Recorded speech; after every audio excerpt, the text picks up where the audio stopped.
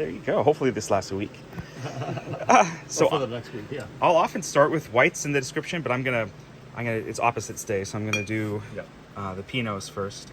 And this is one of my favorite brands of late Holocene. It's got a cool look. I like skulls just as a thematic device, as you can tell by my my shorts here. So that's part of the reason I like this label. But this is their Memorialis, and it's an Oregon Pinot Noir from Yamhill-Carlton district, which is on the western side of Willamette Valley, and has a nice dark fruit quality to it.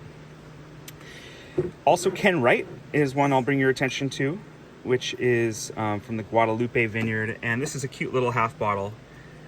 They do a lot of farming out in Yamhill-Carlton as well, so these will be a nice point of comparison for you.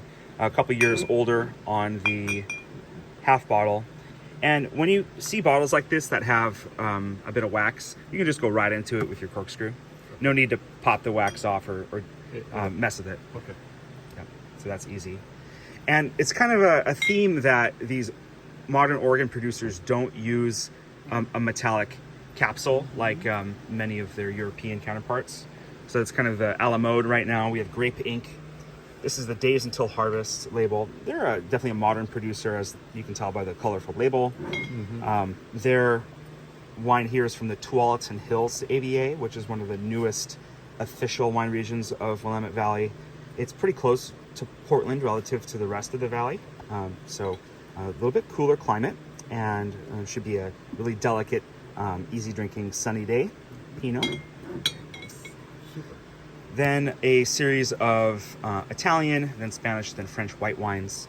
You're familiar with the Grattamacco, Bolgheri, Vermentino. Very good. Yeah, Vermentino, of course, we know from Sardinia as being delicious, but over in Tuscany, where Grattamacco is, they're on the Bolgheri coast, so it's very western Tuscany. Famous brands like Sassicaia come from Bolgheri, so they're neighbors. Then this is way up, almost near Switzerland in France, Aosta Valley. So if you've heard of like Fontina cheese, that's where that comes from, almost into Switzerland and France in the northwest. Very high elevation, and they have a lot of grapes that you don't see elsewhere. Petite Arvine is this. So that's more of a French than an Italian spelling. And Valle d'Aosta, it's sort of, it's just like in Alsace and in France, that's kind of German and kind of French. This is kind of French and kind of Italian. So Petite Arvine, really crisp, delightful, high elevation white wine. And then these crisp Italian wines are usually crisp because of the climate, which is cooled either by ocean breezes or by mountainous terrain. So this is another ocean breeze wine, Biancolella, and I know you enjoyed the Mazzella Biancolella before. Nice. Yeah. Here's another example. It's going to be really bright, present, and a very defined white wine from Lazio, which is the same region where we find the city of Rome. So if you want to make some carbonara with a Biancolella, that'd be a nice pairing. Oh, there we go. Coastal wine again here, Albariño.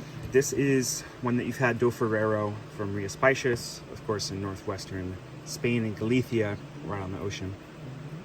And then finally a couple of white Burgundy that you've enjoyed. These are both from sort of the southern end of Burgundy. Saint-Véran is in the Mâcon region, and then Mercurey is in the Côte Chalonnaise. So those are both just south of the Côte d'Or, where we find like the Montrachet Grand Cru. These are just south, and then if you keep going south from Saint-Véran, you hit Beaujolais. So that's kind of how the geography lines up, but these are both Chardonnay with just a nice mix of fruitiness and also that earthiness of a classic Burgundy. Super.